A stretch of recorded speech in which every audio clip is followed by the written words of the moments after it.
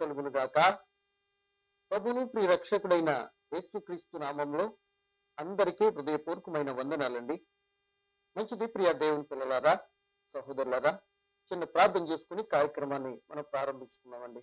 పరిశుద్ధుడును నిత్య నివాసి అయిన ప్రియ పరలోకపు తండ్రి, మహోన్నతుడా, దయగలిగిన తండ్రి, గత కాలమంతా నీ పిల్లలైన మమ్మల్ని అందరినీ భయంకరమైన దుర్దినాల్లో ఎక్కడ చూసిన నెమ్మదిలేని సంఘటనలలో మీ కృప చేత మీ కుమారుడు క్రీస్తు ప్రభుని బట్టి తండ్రి నేటికి మాకు అనుగ్రహించిన క్షేమాన్ని సంతోషం బట్టి కృతజ్ఞతలు తండ్రి. సమయంలో నాయన మీ పాదాల చెంతను కూర్చుండి నేర్చుకునుట ఓర్చుకునుట అనే అంశాన్ని బట్టి కొద్ది నిమిషాలు ముచ్చటించాలని ఆశపడుతున్నాను తండ్రి. మీ ఆత్మ సహాయం చేయండి.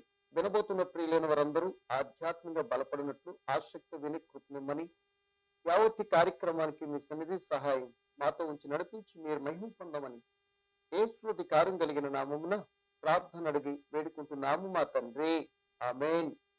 మంచిదండి. సమయంలో మనము నేర్చుకో ఓర్చుకుంటూ అనే అంశాన్ని బట్టి కొద్ది నిమిషాలు మాట్లాడటానికి నేను ఇష్టపడుతున్నానండి. కానీ తప్పనిసరిగా ప్రతి క్రైస్తవుడు నేర్చుకోవాలి అండి.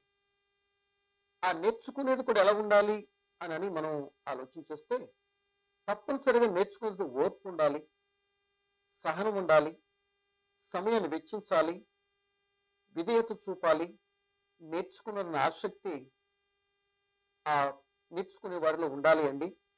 కరెక్ట్ గా నేర్పించేటటువంటి ఉపాధ్యాయుల దగ్గర మనం అలా నేర్చుకుంటే ఒక రోజున ఆ నేర్చుకున్న వాక్యం మన ధన్యులుగా, మరి ఆశీర్వదించబడే వ్యక్తులుగా, ఎన్నో గొప్ప కార్యాలు మన జీవితంలో జరిగేటటువంటి ఆ వాక్యము ఎన్నో కార్యాలు మన జీవితంలో జరిగిస్తుంది. కనుక ఆ నేర్చుకుంటే అనే విషయాన్ని ఎవరెవరు నేర్చుకున్నారు అనే విషయం ఒకటి రెండు మాటలు మనం చదువుకుంటానికి ప్రయత్నించామండి. కీర్తన గ్రంథము 119వ కీర్తన 73వ వచనాన్ని నేను చదువుతున్నానండి.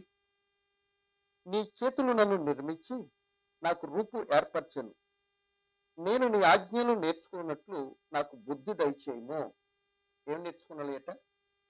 నీ ఆజ్ఞలు నేర్చుకున్నట్లు నాకు బుద్ధి దయచేయి.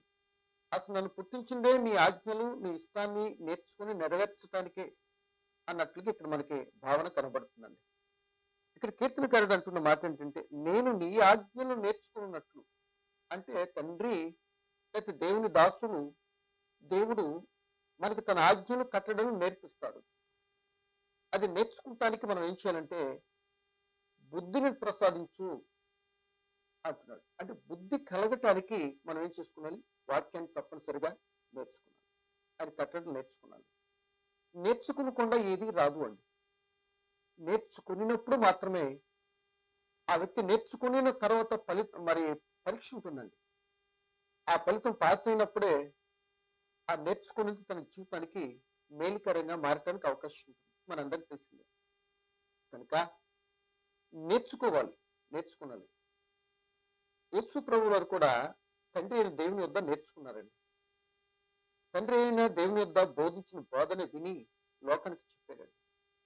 తండ్రి నాకు ఏదైతే చెప్పాడు అదే నేను చేస్తున్నాను అని యేసు ప్రభు తన బోధల్లో ఎన్నో సందర్భాల్లో చెప్పారండి. ఆ చెప్పబడిన మాటలో ఒక మాట నేను జ్ఞాపకం చేస్తాను చూడండి. నేను నేర్చుకున్నాను అంటున్నాడు దేవుని దగ్గర. తండ్రి దేవుని దగ్గర నేను నేర్చుకున్నాను అంటున్నాడు. ఆ మాటను ఒకసారి నేను జ్ఞాపకం చేయాలని ఆశపడుతున్నానండి. యోహాను రాసిన సువార్త 8వ అధ్యాయము 23వ వచనం అనుకుంటున్నానండి, లేక 28వ వచనం అనుకుంటా. చూడండి ఒకసారి. 8వ అధ్యాయము 28వ వచనం మనం చదువుకున్నామండి. యోహాను రాసిన సువార్త 8వ అధ్యాయం 28వ వచనం చదువుతున్నానండి. ఎందుకంటే నేర్చుకుంటా ఓర్పుతో అనే మాట మీద మనం మాట్లాడుకుంటూ వెళదామండి. నేర్చుకుంటానికి బుద్ధిని ప్రసాదించు అని కీర్తనకారుడు అన్నాడు. తండ్రి అయిన దేవుడు తన కుమారుడు క్రీస్తు ప్రభుకి నేర్పించినట్లుగా, లేకపోతే తండ్రి అయిన దేవుని దగ్గర కుమారుడు నేర్చుకున్నట్లుగా ఈ వాక్య భాగం మనకి అటువంటి భావనతో కూడిన అర్థాన్ని ఇస్తుందండి. చదువుతున్నాను. యోహాను సువార్త 8:28. కావున యేసు, మీరు మనుష్య కుమారుని పైకెత్తబడినప్పుడు నేను ఆయనననియు నా అంతట నేనేమీ చేయక తండ్రి నాకు నేర్పినట్టు ఈ సంగతులు మాట్లాడుతున్నానని మీరు గ్రహించగలరు అంటే నేను మాట్లాడేదంతా కూడా తండ్రి యొద్దని నేను నేర్చుకున్నా. నా అంతట నేను అంతట నేను రాలేదు. నా అంతట నేనేమి చెప్పట్లేదు. నేను అంతట కూడా నేనేమి చేయట్లేదు. అన్నీ నా తండ్రి దగ్గర నేర్చుకుని, నా తండ్రి చెప్పినవే చేస్తున్నా. ఆయన చెప్పిన బోధన చెప్తున్నాను అంటున్నాడు. అది నేర్చుకున్నాలి. అది చెబుతున్నప్పుడు యేసుప్రభుకి ఎన్నో ఆటంకాలు ఎదురైనా వాటన్నిటిని సహనంతో, ఓర్పుతో జయించడే తప్ప, నీ తండ్రి బోధ చెప్తున్నాడు కదా ఎందుకు వినరు అన్నట్లుగా బై ఫోర్స్ గా చెప్పినట్టు ఎక్కడ మనకు కానరాదండి. అలాగే అట్ ద సేమ్ టైం ఆ శిష్యుని ఏర్పాటు చేసుకున్న తర్వాత శిష్యులు కూడా ఆయన నేర్పించాడండి. అక్కడ జనసమూహం ఆయన దగ్గరకు వచ్చినప్పుడు కూడా నేర్పించాడు. నేర్పించేటువంటి వాక్యం నేర్చుకునటం వలన లాభం ఏంటో, ఆ వాక్యం ఏం చేస్తుందో అనేది చెప్పటానికి ముందు నేర్చుకున్నాను కదండి. అందుకే ఆ నేర్చుకునేటటువంటి మాటలని నేను జ్ఞాపకం చేస్తున్నానండి. చూడండి 11వ అధ్యాయంలో యేసు ప్రభువు ఒక మాట చెప్పారండి. ఏమని అంటే, ప్రేమ దేవుని పిల్లలారా, మత్తయి రాసిన సువార్త 11వ అధ్యాయము 29వ వచనాన్ని నేను చదువుతున్నానండి. యేసు ప్రభు పలుకుతున్న మాట, నేను సాత్వికుడను, దీన మనస్సు గలవాడను కనుక మీ మీద నా కాడి ఎత్తుకొని నా యొద్ద నేర్చుకొనుడి, అప్పుడు మీ ప్రాణములకు విశ్రాంతి దొరుకును. ఏలయనగా నా కాడి సులువుగాను నా భారము తేలికగా ఉన్నది అంటున్నాడు. నేను నేర్పించేదే తేలికగా ఉంటుంది, ఈజీగా ఉంటుంది.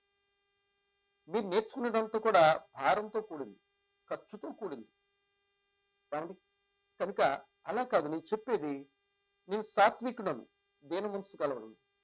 ఈ లోకంలో దీనుడుగా సాత్వికంగా ఉండాలి అని అనుకుంటున్నావా? అయితే తప్పనిసరిగా యేసు ప్రభు తండ్రి దగ్గర నేర్చుకున్నటువంటి బోధను, పర సంబంధమైన బోధను భూలోక సంబంధమైన మనుషులతో చెప్తున్నప్పుడు చాలా మంది అర్థం చేసుకోలేదండి. కానీ అందుకంటున్నాడు, ప్రయాసపడుతున్న నా దగ్గరికి రండి, నేర్చుకోండి నా దగ్గరికి, నా వద్దకు వచ్చి నేర్చుకోండి. నేను సాత్వికుడను. ఆయన సాత్వికంతో నేర్పిస్తాడు, కోపపడేటటువంటి వాడు కాదు. 1కి 4 సార్లు చెప్తాడు. ఏ రేంజ్లో ఉండేవాళ్ళకి ఆ రేంజ్ని బట్టి చెప్తాడు. డిగ్రీ రేంజా, ఆ లెవెల్లో చెప్తాడు. మీకు ఆలేమి రావా, అక్షర జ్ఞానం లేదా, ఆ రేంజ్ని బట్టి కూడా తెలియపరుస్తాడు. అంతగా సాత్వికంతో తగ్గించుకుని దీనుడుగా, అంటే అంతగా తగ్గించుకోవాలైనా నేర్పిస్తాడు. నా దగ్గర నేర్చుకోండి అని అంటున్నాడు. అంటే ప్రియ దేవుని బిడ్డలారా, ఆయన మన గురువు గారు, ఆయన మన మాస్టర్. ఆయన దగ్గర నేర్చుకున్నాలండి. ఆయన చెప్పనదంటూ ఏది ఉండదండి. ఆయనకి రాదంటూ ఏది లేదు. సమస్తము తెలుసండి. సమస్తం ఎలా సాధ్యపరచుకున్నాలో, ఈ బ్రతుకు పుట్టిన కాడి నుండి ఈ బ్రతుకులో ఎలా ఏ విధంగా మరలా తిరిగి పరలోకం చేరుకున్నాలో అన్నీ తెలుసు. అంత నేర్చుకున్నాలి. ఈ లోక ప్రకృతి మనుగడ అంతా కూడా ఆయన తెలుసు. కనుక ఆయన దగ్గర నేర్చుకుంటే ఆ వ్యక్తికి సాత్వికము, దీన మనసు, ఓర్పు, సహనము వస్తాయండి. అందుకే యేసు ప్రభు నేను సాత్వికులను అని కొండ మీద ప్రసంగంలో చెప్పాడైనా, సాత్వికులు ధన్యులు, వారు భూలోకాన్ని స్వతంత్రించుకుందరు అన్నాడు. అంటే నేను సాత్వికతో ఉన్నాను, లోకాన్ని జయించాను. లోకాన్ని జయించాలని కత్తులతో, కటాలతో, యుద్ధాలతో అని చెప్పట్లే. కనుక నేను లోకాన్ని జయించానంటే సాత్వికతో జయించాను. సాతాను గెలిచాను, మరణం గెలిచానంటే సాత్వికతో. నేను తండ్రి దగ్గర ఉన్న బోధ, ఆ బోధ నాకు అంత వినయము, సాత్వికం, జయ జీవితాన్ని ఇచ్చింది అన్నట్టుగా మనకు అర్థమవుతుందండి. దానికి యేసు ప్రభు కూడా చెప్పాడు. అందుకే అంటున్నాడు, నా యొద్ద నేర్చుకోండి సాత్వికంతో. సాత్వికులతో, ధనిలతో భూలోకం స్వతంత్రించుకునేటటువంటి వారిగా ఉండాలి అంటే ప్రతి వ్యక్తి కూడా యేసు దగ్గర నేర్చుకున్నాలండి. మరొక మాటగా చెప్తే ప్రియ దేవుని పిల్లలారా, మత్తయి రాసిన సువార్త 9:13 అండి. అయితే నేను పాపులను పిలువచ్చి గాని నీతిమంతుని పిలువ రాలేదు కనుక కనికరమనే కోరుచున్నాను గాని బలిని కోరను అని వాక్య భావం ఏమిటో మీరు వెళ్ళి నేర్చుకోండి అని చెప్పాను. మీరు నేర్చుకునాలి. ఏది తెలియాలన్నా, ఈరోజు నీ ప్రశ్నకి ఆన్సర్ కావాలి అన్నా, లేకపోతే మన జీవితం యొక్క ఎత్తు పల్లాలు ఎందుకు జరుగుతున్నాయో మనకు వివరణ కావాలి అన్నా, తప్పనిసరిగా దైవ గ్రంథాన్ని మనం నేర్చుకోవాలి. నేర్చుకునకపోతే ఓర్చుకోలేవు, నేర్చుకునకపోతే సహించలేవు.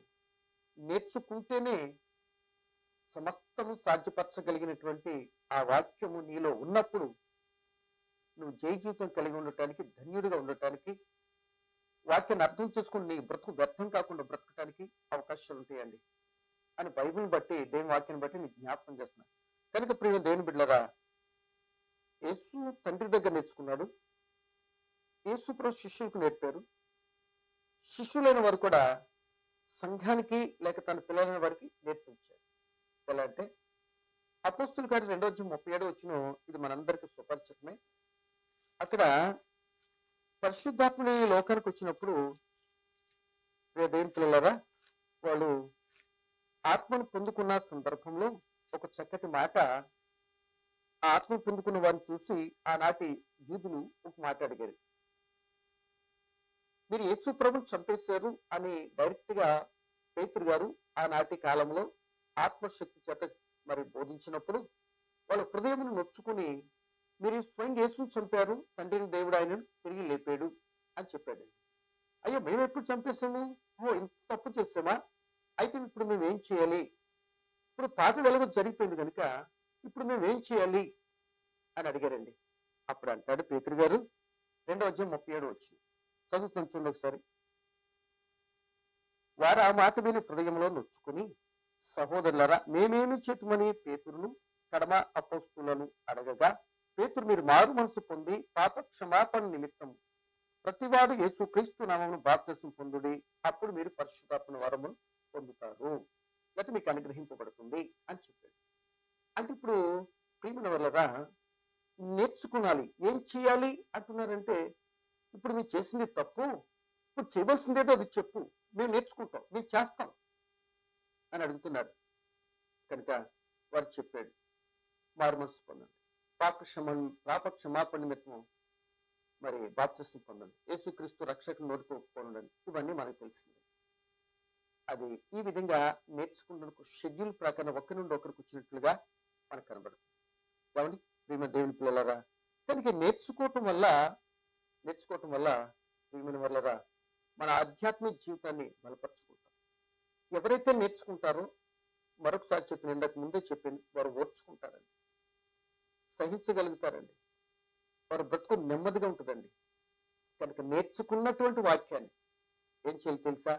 కంఠస్థం చేయాలి, హృదయంలో దాచుకోనాలి, భద్రపరుచుకోనాలి. వాక్యము అనగా క్రీస్తు రక్షకుడు. ఆ రక్షకుని మన హృదయంలో స్వీకరించి ఆ సత్యాన్ని మన హృదయంలో ప్రతిష్ఠించుకుని మనం జీవించినట్లయితే లోకంలో ధనీకరంగా మన బ్రతుకులు ఉండడానికి అవకాశం ఉంది. ఎందుకంటే తండ్రి అయిన దేవుని దగ్గర క్రీస్తు ప్రభు నేర్చుకుని ఆ బోధంతకుడు మనకు చెప్పినప్పుడు ఎటువంటి పాపం అంటుకున్నా ఎంత జాగ్రత్తగా యేసు ప్రభు వారు ఈ లోకానికి బోధించారో, ఆ బోధన విన్నటువంటి వారిని కూడా మీరు పరలోకం చేరాలి అంటే చక్కటి మార్గమై లోకానికి నేర్పించినట్లు మనకు కనబడుతుంది. వాళ్ళు నేర్చుకున్న శిష్యులు మనకు నేర్పించినట్లుగా మనకు అర్థమవుతుంది. కనుక ఇప్పుడు మనం నేర్చుకున్న వాక్యము ఎక్కడ ఉండాలో తెలుసా? మన హృదయంలో ఉండాలి. ప్రియమైన దేవుని బిడ్డలారా, ఎందుకు హృదయంలో ఉండాలో తెలుసా? హృదయము భావోద్రేలకు నిలయమండి. అది ఎన్నో పర్యాలు తొందరపడుతూ రకరకాలుగా దేవుని మార్గం తప్పిపోయేటటువంటి ఆలోచనలు ఎన్నో వస్తూ ఉంటాయి. అట్టి సమయంలో హృదయంలో వాక్యము కానీ మనకు ఉన్నట్లయితే మన బ్రతుకు పాపంలో పడకుండా, మన జీవితము వ్యర్థము కాకుండా, మనం చేస్తున్న క్రియలు ఫెయిల్ అయ్యి మరి ఇబ్బందిమైన పరిస్థితులు రాకుండా ఆపటానికి వాక్యము మనకు ఉపయోగపడుతుంది. అందుకే కీర్తనకారుడు 119 ఏమంటున్నాడంటే, ఆ మాట ఒకసారి మనం బాగా మంచిగా చూద్దాం చూడండి. 119 కీర్తన 11 వచనాన్ని చదువుతున్నానండి. నేను చదువుతున్నది చూడండి. నీ ఎదుట పాపం చేయకుండానట్లు నా హృదయంలో నీ వాక్యం ఉంచుకుని ఉన్నాను. చదివిన వాక్యం ఎక్కడ ఉండాలండి? హృదయంలో ఉంచుకున్నాను. అది ఎప్పుడైతే మనం హృదయంలో ఉంచుకున్నామో మన యొక్క పాపం చేయం. మనం పాపం చేయమా? లేక మన హృదయంలో నేర్చుకున్న వాక్యం మనల్ని పాపం చేయనీయకుండా ఉంటుందా అంటే, మనము నేర్చుకున్న వాక్యం మనల్ని పాపం చేయనీయకుండా ఆపుతుంది. మరొక మాట చెప్పిన సామెతలు 22:6 చెప్తాడు మహాజ్ఞాని, బాలుడు నడవలసిన త్రోవలోనికి నేర్పాలి అట. నేర్చుకున్న తర్వాత ప్రియ దేవుని బిడ్డలారా, ఆ వాక్యము అతనిని మరి పడిపోకుండా నిలబెడుతుంది అంటాడు. ఇక్కడ కూడా అంతేనండి. వాక్యము మన హృదయంలో ఉంటే పాపం చేయకుండా వాక్యం ఆపుతుంది. అంటే ఇంకో మాట, ఇంకా మనకు భాషలో బాగా అర్థమయ్యే మాట ఏంటంటే, బాగా దిగే ఎంసెట్ ఏదో చేసి చదివేశానండి, ఉద్యోగానికి బీఈడీ చేసాను. ఇప్పుడు నేను చదివినటువంటి చదువు ద్వారా ఉద్యోగం వచ్చిందా? లేకపోతే నేను ఉన్నాను కనుక వచ్చిందా? అంటే నా హృదయంలో ఏముంది? ఆ చదివినటువంటి అది చదువంతా కూడా ఎగ్జామ్ రాసాను. అది నాకు ఉద్యోగం తెచ్చిపెట్టింది. అలాగే వాక్యం మన హృదయంలో ఉంటే, ఆ వాక్య ఫలితము అంటే లోకంలో చదివింది ఉద్యోగం ఎలాగైతే తెచ్చిందో, అలాగే వాక్యము మన హృదయంలో ఉంటే మనము ఏంటి పాపం చేయకుండా ఆపుతుందట. అందుకే వాక్యాన్ని నేర్చుకున్నాను. అందుకే వాక్యాన్ని చదవాలి. అందుకే వాక్యం కంఠస్థం చేయాలి. అందుకే మరి శిష్యుడు యోహాను గారు అంటారు, ఈ ప్రవచన వాక్యం చదువువారును, చదువుతున్న దాన్ని వినువాడును ఇద్దరికి కలిపి మాట్లాడుతున్న మాట ఏంటంటే, వినువాడు చదువువాడు అనుసరించేటట్లు వాడై ఉంటే వాడు కదా ధన్యుడు అంటున్నాడు. కనుక ఇక్కడ మనకు కావాల్సింది పాపం చేయకుండా ఉండాలి అని అంటే నీ నా మన హృదయాలలో వాక్యం ఉండాలండి. మరి ఉందా ఈరోజు? ఒకసారి మనసు పెట్టి ఆలోచించు. నీకు యేసు తెలుసు, మంచిది. పరలోకం ఉందని తెలుసు, తప్పు చేయకూడదని తెలుసు, నీతి యథార్థంగా బ్రతకాలని తెలుసు. అన్ని తెలుసుండి మోసపోయేటువంటి ఎవరైనా ఉన్నారు అని అంటే నేటి క్రైస్తవులేనని చెప్పక తప్పదండి. అన్ని తెలిసిన వాళ్ళు ఎక్కువ మోసపోతారండి. ఏమి తెలియకుండా మోసపోయాడంటే ఇంకా ఆడికి ఇంకా మోసపోవటం ఏముంది? తెలియదు కనుక మోసపోయాడు. పెద్ద ఏమి ఉండదండి దాంట్లో. అన్ని తెలుసుండి మోసపోవటం అంటే దేని బిడ్డలరా ఒక్కసారి మనసు పెట్టి ఆలోచించు. కనుక ఏమంటున్నాడు? అందుకే యాకోబు రాసిన పత్రికలో ఏమంటాడంటే, మన ఆయన ఎదుట వాక్యం పాపం చేయకుండానట్లు వాక్యం మనల్ని ఆపుతుంది కనుక యాకోబు గారు చక్కటి మాట చెప్తున్నాడండి. ఏమని అంటే, దేవుని బిడ్డలారా 21 చెప్తున్నాడు. మొదటి అధ్యాయం 21 అండి. ఆ వాక్యం మనల్ని ఏం చేస్తుందంటే, దుస్తత్వం ఏమీ లేకుండా ఆ వాక్యం మనల్ని ఏం చేస్తుందంటే సాత్వికత అంగీకరిస్తే రక్షిస్తుంది ఆ వాక్యం అని చెప్తున్నాడండి. ఇప్పుడు ఏ వాక్యము మనం ఎప్పుడైతే వినయ విధులతో నేర్చుకున్నామో ఆ వాక్యం మన హృదయంలో పెట్టుకుంటే అప్పుడు రక్షిస్తుంది. అంతేగాని వాక్యం తెలిసినంత మాత్రాన ఉపయోగం లేదండి. లేక యేసు ప్రభువుల రక్షణ అన్ని తెలిసినంత మాత్రం ఉపయోగం లేదండి. ఒక బాప్తిస్మం అన్ని తీసేసుకుని దేవుని బిడ్డ నీ ఇష్టం జీవించిన ఉపయోగం లేదండి. అది పొందుకున్న తర్వాత లేక చదువుకున్న తర్వాత వాక్యం మన హృదయంలో ఉంది మనల్ని రక్షిస్తని యాకోబు గారు చెప్తున్నారు. చదువుతాను చూడండి ఒకసారి. యాకోబు రాసిన పత్రిక మొదటి అధ్యాయం 21. అందుచేత సమస్తమును విర్రవేగుతున్న దుష్టత్వమును మాని లోపల నాటబడి ఆత్మను రక్షించే శక్తి గల వాక్యం సాత్వికంతో అంగీకరించాలి. కనుక ఈ సమయంలో ఆత్మలను రక్షించగలిగినటువంటి వాక్యాన్ని నేర్చుకుని మనం ఏం చేయాలి? ఆత్మానుసారమైన జీవితం, రక్షింపబడినటువంటి పిల్లలు ఏ విధంగా నడవాలని క్రీస్తు ప్రభు చెప్పారో నేర్చుకున్న దాని ప్రకారము ఏదైతే మనం పొందుకున్నామో దాన్ని పోగొట్టుకుని జాగ్రత్తగా కాపాడుకుంటూ ఆ ఆత్మను ఏం చేయాలి? దేవుని చిత్తానికి నడిచేటువంటి వ్యక్తులుగా మనం ఉండాలి అని వాక్యం అయితే నేర్పిస్తుంది. అందుకే మరి 2 తిమోతి పత్రికలో చెప్తున్న మాట ఏంటంటే, ఆ మాట కూడా మనం విని మరి గవి ముగించుకుంటా సిద్ధపడదామండి. 2 తిమోతి పత్రిక 3వ అధ్యాయము 6వ వచనం అండి. ఇక్కడ రాకడ గురించి చివరి దినాల్లో ప్రజల యొక్క మనస్తత్వాలు ఎలా ఉంటాయో సంఘానికి తన కుమారుడైన తిమోతికి పౌలు గారు చెబుతూ పలుకుతున్న మాట ఇది. ఏమని? 2 తిమోతి పత్రిక 3వ అధ్యాయము 6వ వచనం అండి. పాపభర్తులైన నానా విధములైన దురాశ్రయాల వల్ల నడిపింపబడి ఎల్లప్పుడూ నేర్చుకునిచున్నను సత్య విషయమైన అనుభవజ్ఞను ఎల్లప్పుడూ పొందలేని అవివేక స్త్రీల యొక్క ఇండ్లలో చొచ్చి వారిని చెరపట్టుకుని పోవారు వీరిలో చేరిన వారు. అంటే ఎల్లప్పుడూ నేర్చుకున్న ఏమిటి? ఎల్లప్పుడూ నేర్చుకునే సత్య విషయమైన అనుభవజ్ఞానం రావట్లేదట. మరి ఇంక నేర్చుకుంటారు ఎందుకు? ఏమండి? ఇంకో మాట చెప్పిన అలాగే ఎబ్రీ పత్రిక ఏమిటంటే, మీరు కాలమును బట్టి చూస్తే ఇశ్రాయేలుతో చెప్తున్న మాట, యూదులైన వారితో పౌలు గారు చెప్పిన మాట 5:12. మీరు కాలమును బట్టి చూచితే మీరు బోధకులుగా ఉండవలసిన వారై ఉండగా దేవోక్తులలో మొదటి మూలపాఠములను ఒకరు మీకు మరలా బోధింపవలసి వచ్చును. మీరు పాలు త్రాగవలసిన వారే గాని బలమైన ఆహారం తినగలవారు కారు. అంటే టైం బట్టి చూస్తే ఇది చాలా ఇంపార్టెంట్ మాట అండి. ఈ రోజును బట్టి మనం ఆలోచన చేస్తే దేవుని వాక్యాన్ని మనం నేర్చుకుంటున్నాం అంటే ఎల్లప్పుడూ నేర్చుకుంటున్నాం. ఒకటే తరగతిలో ఉంటున్నాం, అదే తరగతి, అదే పరిస్థితి. మన కళ్ళ ముందు లోక సంబంధమైనటువంటి విద్యను నేర్చుకున్నటువంటి పిల్లలు ఏ స్కూల్లో చదువుకుంటూ వెళ్తున్నారు అదే స్కూల్కి మరలా టీచర్ వస్తున్నట్లుగా ఎంతో మందిని మనం చూస్తుంటున్నాం. లోక సంబంధాన్ని నేర్పించడానికి మరి ఇష్టపడుతున్న మనము, కానీ దైవ సంబంధమైన జ్ఞానాన్ని బిడ్డలకు నేర్పించడానికి అటువంటి ఆసక్తి లేదండి. కనుక ప్రియ దేవుని పిల్లలరా, ఈ లోక సంబంధ వెర్రి జ్ఞానము అంటున్నాడు ఎబ్రి పత్రికలో. వెర్రిది. ఈ వెర్రి జ్ఞానం కొరకు ఎంతైనా ఖర్చు పెడతాం. కానీ ఆత్మను రక్షించగలిగే వాక్యానికి కానీ, మరి తన జీవితం పాడు చేసేటటువంటి పాపం చేయకుండాటువంటి వాక్యానికి కానీ, లేకపోతే ధన్యకరమైనటువంటి వాక్యం అంటే దయను, అంటే సాత్వికమును లోకంలో మరి మనం నిదానంతో తగ్గించుకునే విధానం నేర్పించేటువంటి వాక్యానికి మాత్రం నేర్చుకుంటాం కానీ నేర్పించేటటువంటి విషయాలు చాలా తక్కువగా ఉన్నాయండి. ఒకరు నేర్పిస్తామని వచ్చిన కొన్ని రోజులు వస్తారు, కొన్ని రోజులు రారండి. కరెక్ట్ కాదు. కానీ ఈ సమయంలో చెప్పబోయే ఇంకొక మాట ఏంటంటే, దేవుని పిల్లలారా, కాలంను బట్టి చూస్తే ఎక్స్పీరియన్స్ పెరిగిపోతుంది. సంఘంలో ఒక్కొక్కరికి ఓ పాట రాదు, ఓ ప్రార్థన రాదు, ఏమండి ఒక ఏం చేస్తారో తెలియదు. వస్తారు, హాజరించుకున్నట్టు ఉంటారు, కానీ వాక్యం నేర్చుకున్నటువంటి వారుగా ఉండరండి. దేని బిడ్డ, రేపొద్దున అటువంటి వారు ఎంత ప్రమాదస్తులకు వెళ్తారో తెలుసా? లోకంలో అన్ని నేర్చేసుకున్నావు నువ్వు, ఏది నేర్చుకోలే నువ్వు? అన్ని నేర్చుకున్నావు. చిత్రమని తెలుసా? దేవుడు అంటే అలా మాకేం తెలియదులే, తప్పించుకోవచ్చులే అని అనుకుంటున్న ఈ భ్రమది. లోకంలో అన్ని నేర్చుకుంటానికి ఎలా నేర్చుకున్నావు? నీ చదువు లేదనో లేక మరొకటి మరి సాకులు చెప్తారు కదా చాలా మంది.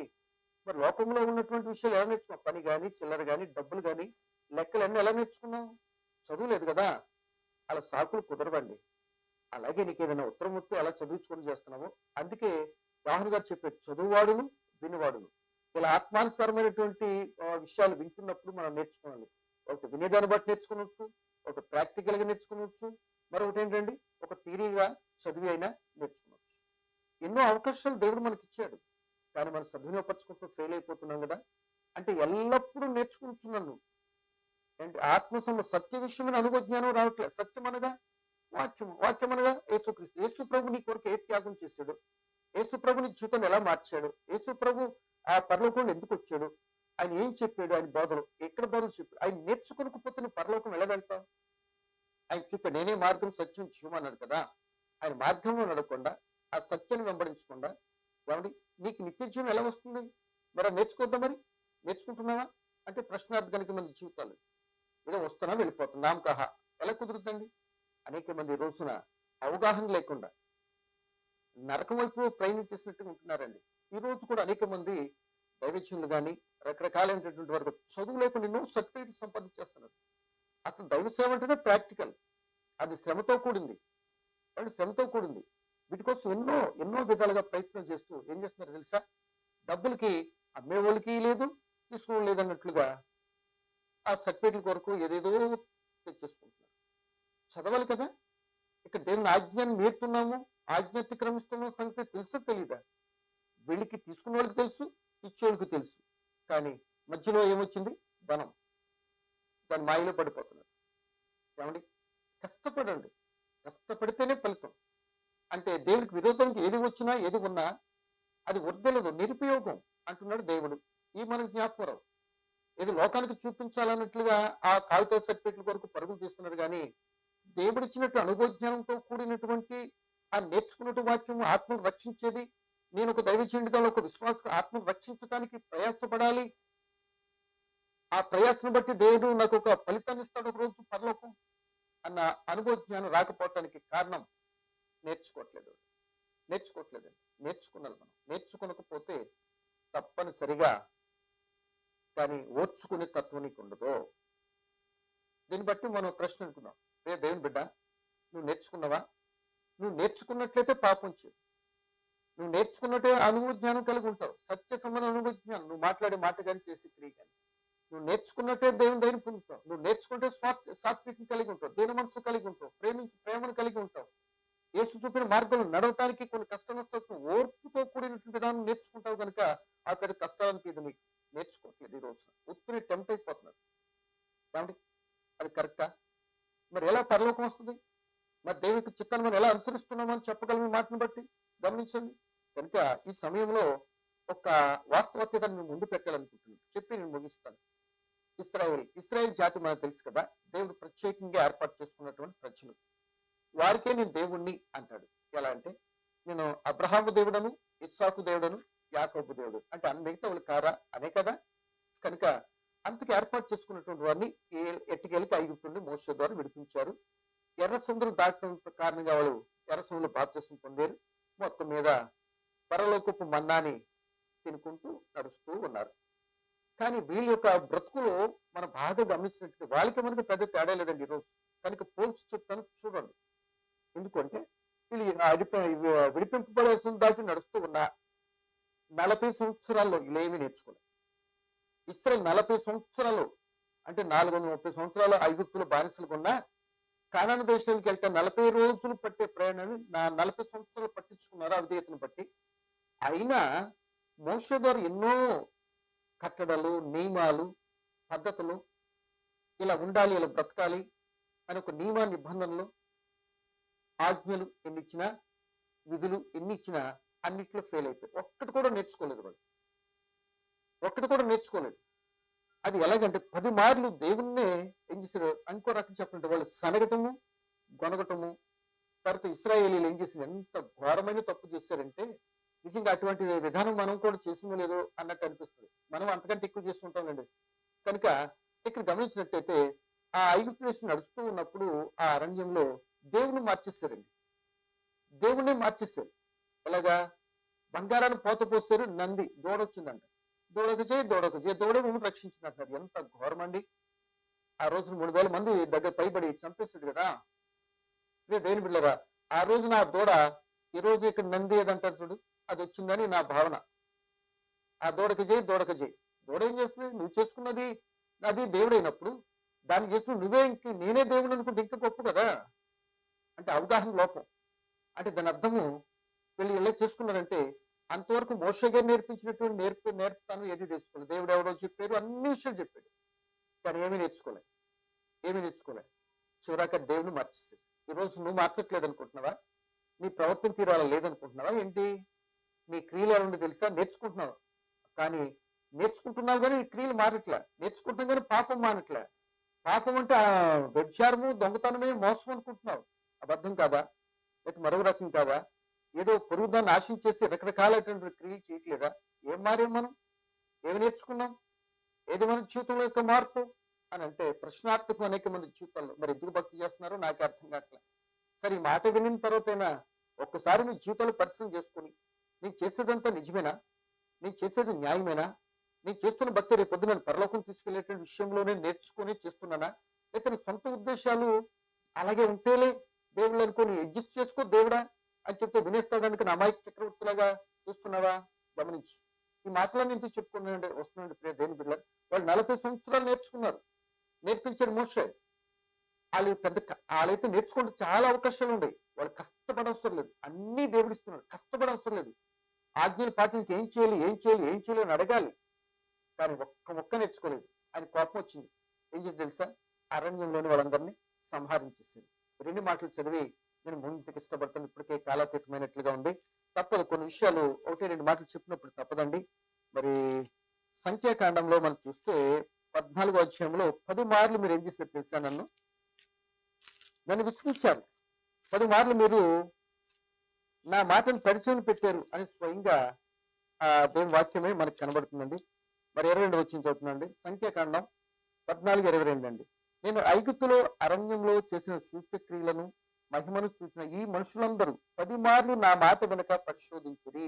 కాగా వారి పితరులకు ప్రమాణపూర్వకం ఇచ్చిన దేశంలో వారు చూడరు. నన్ను అలక్ష్యం చేసిన వారిలో ఎవరు దాన్ని చూడరు. 30 చదువుతున్నానండి. ఓప్నే కుమారుడైన కాలేబును, నూను కుమారుడై యెహోషువయు తప్ప మేము నివసింపచేయుదునని నేను ప్రమాణం చేసిన దేశమందు మీలో ఎవ్వరు ప్రవేశింపరు నిశ్చయము. అంటే వాళ్ళు వాస్తవంగానే ఐగుప్తు నుండి విడిపించి కానాను తీసుకెళ్లాలని దేవునికి ఉద్దేశం. ఆ ఉద్దేశం ప్రకారంగా వాళ్ళు నడిపిస్తున్నారు, కానీ వాళ్ళు వినలే. వారు చేతులారు కాలదనుకున్నాడు. ఆయన కార్యాలు వెంటనే మర్చిపోయారు. 10 పర్యాయాలు ఆయన శనిగారు, గొనిగారు, మోసం మీద తిరుగుబాటు చేశారు. అందుకే అంటాడు యెషయా గ్రంథం, ఎద్దు తన కామాందు నెరుగును, గాడిద తన సొంత వాని దొడ్డు తెలుసుకున్నాను, నా ప్రజలు ఇశ్రాయేలుకు తెలివి లేదు. వాళ్ళు మూర్ఖులు, తిరుగుబాటు స్వభావం.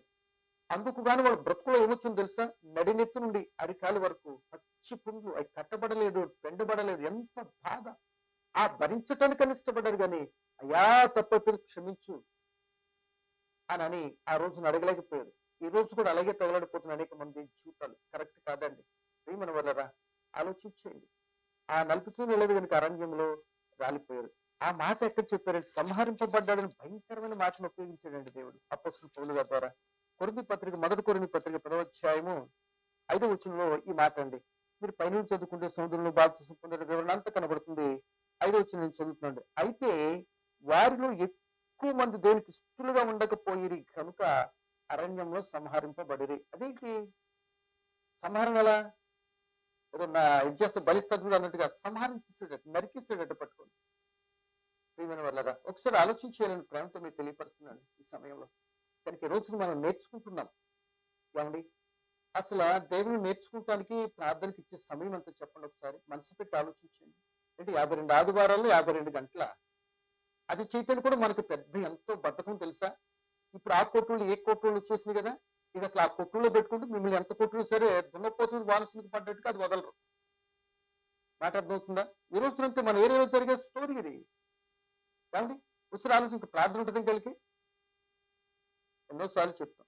కనుక ఈ సమయంలో నేను చెప్పే ఒక మాట ఏంటంటే, మనము 52 వారాల్లో కొంచెం ముక్క నేర్చుకుంటే ఇంత దైవ గ్రంథాన్ని మనం ఎప్పుడు నేర్చుకోగలుగుతామండి? అసలు ఎంత నేర్చుకున్నామండి? ఏం తెలుసుకున్నామండి? ఏమండి, పోనీ తెలుసుకోపోయినా నీతిగా యథార్థ పవిత్రమైన జీవితం జీవించాలన్న సంగతి తెలుసుకుంటూ కూడా ఎన్ని తప్పులు నడుస్తున్నామండి. అంటే ఎల్లప్పుడూ నేర్చుకుంటున్నా. ఆ ఇశ్రాయేలు లాగా అరణ్యం సంహరింపబడినట్లుగా ఆ దేవుని వాళ్ళు వాడుకుని దేవుని మార్చేసినట్లుగా నేటి మరి ఇశ్రాయేల్ అయినటువంటి క్రైస్తవ ఇశ్రాయేల్ గా మార్చబడి మనం కూడా అలా ఏదో మన సొంత ఉద్దేశాలకు ప్రయాణం చేసి నోపర్యాలు దేవుని చిత్తానికి అవిధేలవుతున్నాం మేము. వద్దు వద్దు వద్దు వద్దు. జరిగిపోయింది ఏదో జరిగిపోయింది, జరగాల్సింది ఏంటో తెలియదు. కానీ ఇప్పుడు ఉండాల్సిన పరిస్థితుల్లో మట్టుకి మార్చుకుని వెళ్ళవలసిన స్థానానికి వెళ్తానికి ఆయన చిత్తమైతే మరి కృప చూపుతాడు, సరి చేసుకోవచ్చు కదా. దానికి ఏమి నేర్చుకున్నావు చూడు, ఏమి నేర్చుకున్నావు? నువ్వు నేర్చుకున్నది నిన్ను రక్షించలేదు. నువ్వు చేసిన పాపం చేయకుండా ఎట్టుంది? నువ్వు నేర్చుకున్న నీ జీవితంలో వినయం రావాలి, విధేయత రావాలి, పరిశుద్ధత రావాలి, సత్యము న్యాయము ఆయన మార్గంలో నడిచేటువంటి వ్యక్తిగా నువ్వు ఉండాలి. ఇవేవీ లేవు, ఇదేది కనబట్టలేదు. ఇంకా లోకానుసారమైన పరిస్థితుల్లో, లోకమైన కట్టడల్లో, లోకమైన విధులలో, ఆచార వ్యవహారాల్లో నువ్వు ఉన్నట్లయితే నీ బ్రతుకులు ఏది నేర్చుకున్నట్టే. దానికి శిక్ష అంటే తెలుసా? అరణ్యంలో ఇశ్రాయేలు నేర్చుకోలేదు కనుక అరణ్యం సంహరింపబడినట్లుగా. ఈ మాటలు విన్న తర్వాత సరి చేసుకోవడానికి ఇష్టపడకపోతే రేపొద్దున యుగ యుగాలు మాడిపోతుంది. అక్కడికి వెళ్ళిపోయి ప్రమాదంలో ఉన్నామనే సంగతిని ఇట్ట మిళితమైన జీవితం ఉండేటువంటి గమనించుకొని మీ బ్రతుకులు మార్చుకుంటే మీకు ధన్యకరమైన ప్రేమతో మీకు తెలియపరుస్తున్నాను. ప్రియమైన వాళ్ళరా, ఆలోచించలేని ప్రేమ బట్టి మీకు జ్ఞాపకం చేస్తాను. కనుక ఈ సమయంలో నేర్చుకో ఓర్పుతో. కనుక ఎక్కడ నువ్వు ఏమేమి నేర్చుకున్నావు ఒకసారి మనసు పెట్టి ఆలోచించు. ఎంత టైం ఇచ్చేది దేవుడు. అసలు నేర్చుకున్నది ఏంటి అసలు నీ జీవితంలో? ఏనాడన్నా నేను ఇది నేర్చుకున్నాను, ఇది నాకు వచ్చింది అని ఇతరులకు చెప్పే పని. నీ మీద బాధ్యత లేదా? పాస్టర్ గారి మీద ఉందని మీకు ఎవరైనా చెప్పారా? కనుక మీరు చేయాలండి. ప్రియమైన దేవుని పిల్లలారా, ఈ పెద్ద మనిషి ఆలోచన నేర్చుకోండి, నేర్చుకోండి, నేర్చుకోండి, నేర్చుకోండి. యవనస్తులారా, పిల్లలారా, లోకం చూస్తూ భయంకర పరిస్థితుల్లో ఉన్నది. పాపంలో పడిపోకుండా మనం నీతిగా యథార్థంగా బ్రతకాలి అంటే, మన బ్రతుకు ధన్యకరంగా ఉండాలంటే, మన బ్రతుకు చెడిపోకుండా ఉండాలి అంటే తప్పనిసరిగా బాగు చేసేసి వాక్యాన్ని నేర్చుకుని వాక్యం మన హృదయంలో పెట్టుకుని జీవించిన రోజునే మనం ధన్యకరంగా ఉంటాం. అలా నేర్చుకుని ఉన్నారు కనుక యేసు ప్రభు ఏ పాపం చేయకుండా పరలోకం వెళ్ళారు.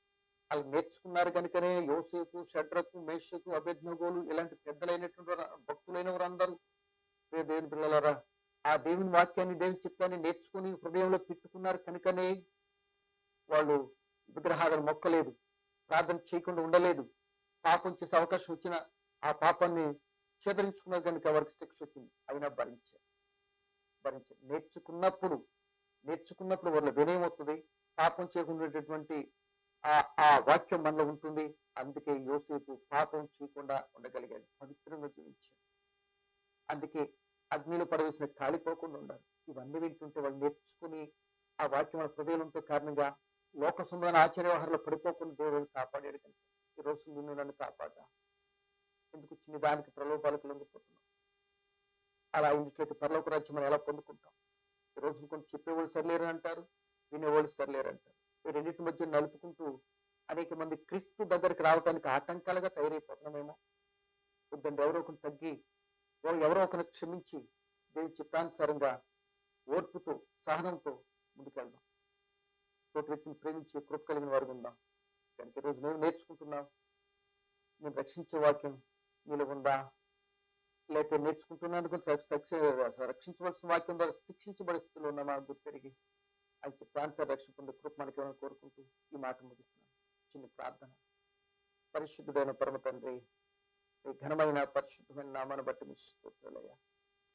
విత్తబడిన వాక్యము నామా అందరి హృదయాల్లో ఫలింపచే తండ్రి. కొందరైనా ఈ వాక్యాన్ని విని వారి బ్రతుకులను ఏమి నేర్చుకుంటున్నారో నిజముగా ఆ నేర్చుకున్న దగ్గర నా హృదయంలో పెట్టుకొని ఆ హృదయంలో ఉన్నటువంటి భావోద్రేకాలను మార్చుకొని మీ చిత్తానుసరి పరం చేరగల భక్తిని చేస్తున్నానా లేదా అని మేమందరం పరిశీలించుకునే కృప వినిన నాకు మాకు ప్రసాదించు. ఇంకా జరగబోతున్న కార్యక్రమం మీరు సన్ని తోడు ఉంచండి. మీ చిత్తమైతే రేపటికి మేము ఉన్నట్టు మీరు అంగీకరిస్తే కలుసుకున్నట్టు మీ కాపుదలు మాతో ఉంచమని యేసు అధికారం కలిగిన నామమున ప్రార్థన అడిగి వేడుకుంటున్నాను తండ్రి. ఆమేన్.